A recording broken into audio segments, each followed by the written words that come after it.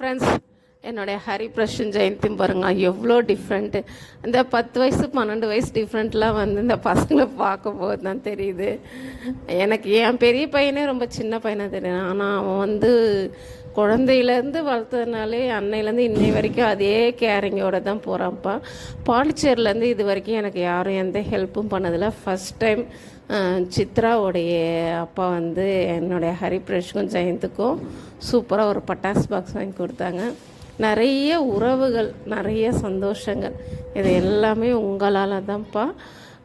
இது வரைக்கும் எனக்கு உதவி செஞ்ச எவ்வளோ நல்ல உள்ளங்கள் இருக்கிறாங்க. அவங்க எல்லாருக்கும் இனிய ஹாப்பி தீபாவளி.